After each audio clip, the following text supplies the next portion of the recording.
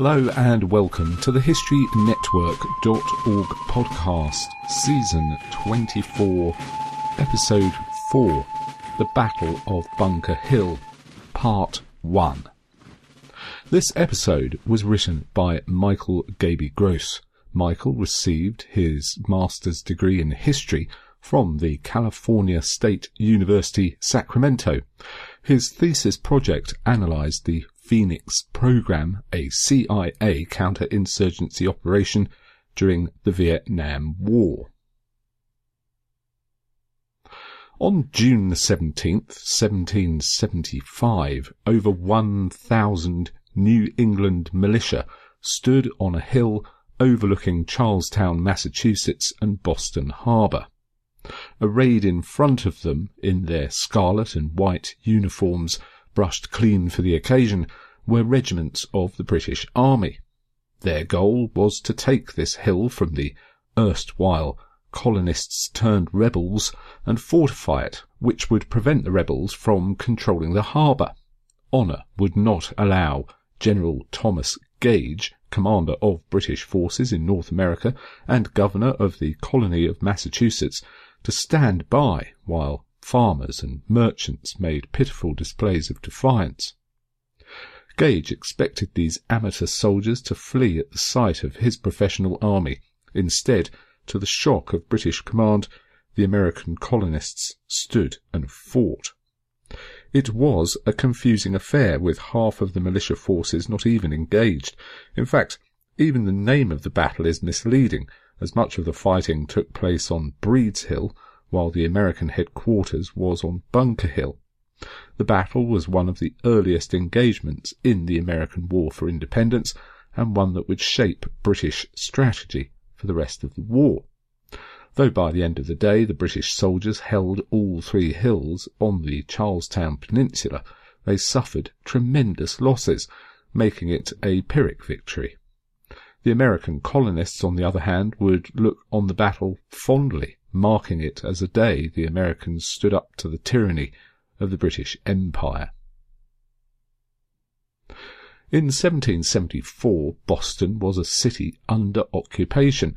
The British presence was in response to years of protests, boycotts, and finally the destruction of tea in Boston Harbor. Parliament believed that Boston required to pay for the destroyed property, and the entire colony needed to be taught a lesson. In a series of strokes known in the colonies as the Intolerable Acts, Massachusetts lost its right of self-government, and Boston was closed to commerce. Still, many in the colonies expected this crisis to pass, as the beloved King George III would stand up to the hated Parliament and protect his colonial subjects. General Gage arrived as the military governor of Massachusetts in May 1774 with the intention of restoring order. Gage was no stranger to the colonies and was well respected on both sides of the Atlantic. He served in North America during the French and Indian War, and later in 1763 became overall commander of British forces on the continent. He even married an American woman.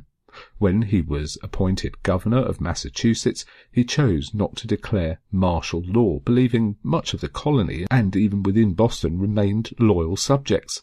It was only a few radicals causing the trouble, but Gage also carried orders from Parliament to enact retribution for the Boston Tea Party. Gage closed the port, diminished the power of the provincial assembly, and once he found out the assembly was still sending delegates to the First Continental Congress, meeting in Philadelphia, finally dissolved the assembly altogether. Attempts at bribing local patriot leaders were less successful. He grew frustrated with his lack of success and with Parliament attempting to manage his every move from across the Atlantic Ocean. His soldiers wished to teach the colonists a lesson, but Gage kept a tight hold on their reins. He knew his numbers were insufficient to put down a full-scale rebellion. Thus he needed to keep the discontent from both the town and his own men in check, lest a spark ignited the powder keg. While British soldiers grew disgusted with a perceived softness towards the colonists, Gage's mere presence in the city turned more Bostonians against the British, especially after Gage ordered garrisons throughout North America to unite in Boston. Several thousand British soldiers were now quartered throughout the city. While Gage could control Boston with his troops, British authority in the countryside had dissolved. Historian Richard Archer wrote of Gage's actions, "But when Britain resumed more aggressive policies in 1773, and particularly in 1774, with the Intolerable Acts, the latent revolutionary fervour of Bostonians returned, not to be dampened until independence was achieved." Indeed, the colonists were not the only ones to take a step toward violence. George III also decided force was necessary to bring the colonies back into line. The King wrote to Prime Minister Lord North, "The New England governments are in a state of rebellion. Blows must decide whether they are to be subject to this country or independent." It was the consolidation of these troops in Boston that caused events to spiral out of control. Local militias maintained magazines and drilled in the town commons. Suddenly the possibility of armed conflict with the British became closer to a reality. Historian Joseph J. Ellis writes of the British choice of occupation, "In retrospect, this was a crucial decision, for it transformed a constitutional argument into a military conflict, and it raised to relief the competing visions of a British Empire based on either coercion or consensus." British soldiers were harassed in the streets as the crowds became increasingly hostile and violent. Gage reported the colonists turned toward violence to Parliament, but parliamentary leaders refused to reinforce Gage as he requested. These radicals were mere merchants, tradesmen, and lawyers. How dangerous could they truly be? Once Gage brought Boston to heel, his entire business could end. But the colonists had no interest in returning peacefully to their homes while excessive policies were levied against them and a British army occupied their city. The radicals successfully spread their message and encouraged the residents of nearby towns to prepare for the worst. By April 1775, Parliament authorised Gage to move against these radicals and to use force if necessary. They also informed Gage that his long-requested reinforcements were on the way. Bolstered by this news, Gage sent detachments of soldiers into the countryside to break up Patriot meetings and confiscate arms and ammunition.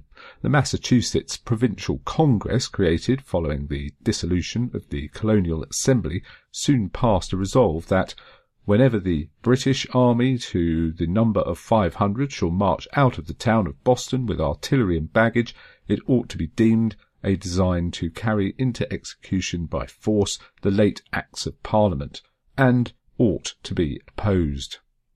Gage learnt of these parameters from a spy, and was careful not to violate them, but not every town militia was guaranteed to follow the orders of the Provincial Congress. Some might take matters into their own hands. On April 18th, British regulars under the command of Lieutenant Colonel Francis Smith marched out of Boston with orders to capture supplies reportedly being stored in the town of Concord. Ahead of the column, however, were Patriot riders set out to warn the militias of the British plans. Just before dawn on the 19th, a British detachment met the Lexington militia on the town common. One militiaman recalled, decades later, "The British troops approached us rapidly in platoons with a general officer on horseback at their head. The officer came up to within about 2 rods of the centre of the company where I stood, the first platoon being about 3 rods distant. There they halted. The officer then swung his sword and said, 'Lay down your arms, you damned rebels, or you are all dead men. Fire!' There is still debate over who fired the first shot, but there is no doubt over the result. The British volley caused a rout, and the British advanced with bayonets. 8 militiamen were killed and another 10 wounded. The British suffered 1 wounded.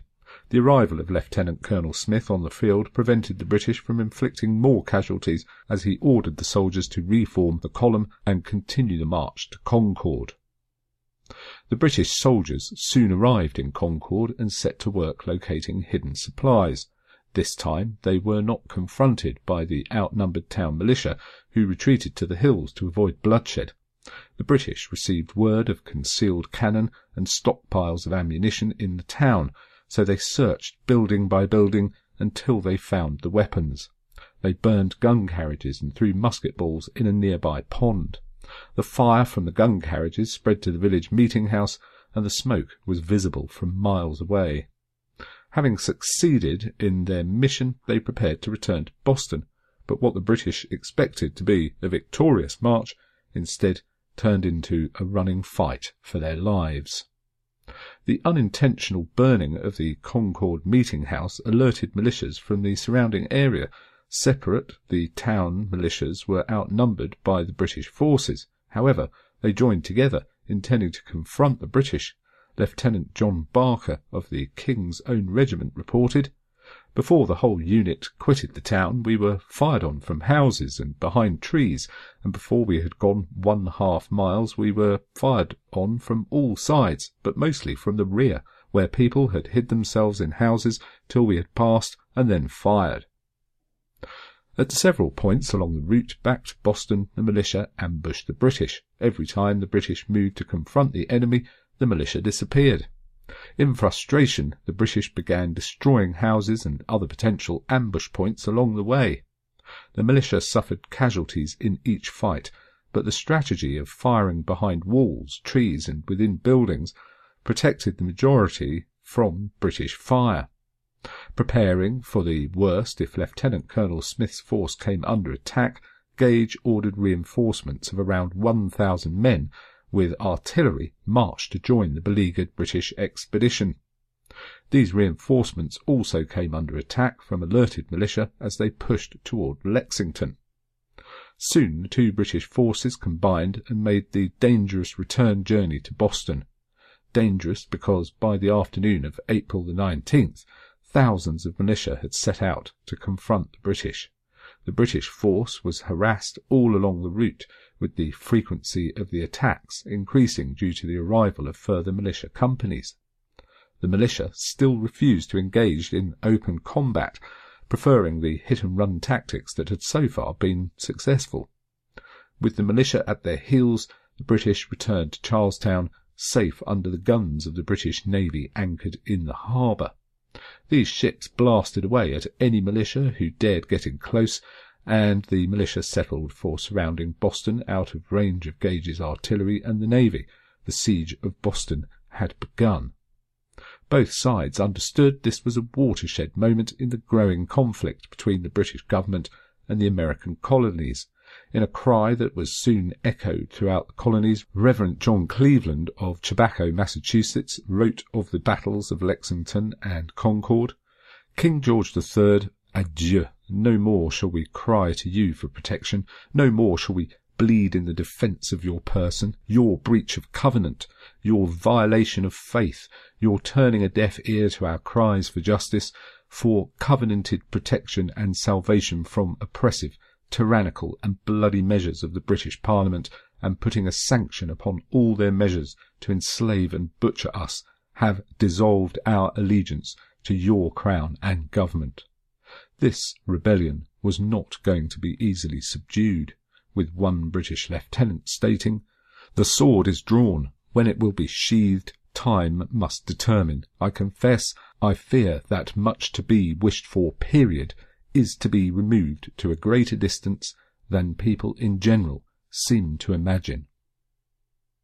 Join us in a couple of weeks' time for the second part of The Battle of Bunker Hill by Michael Gaby Gross.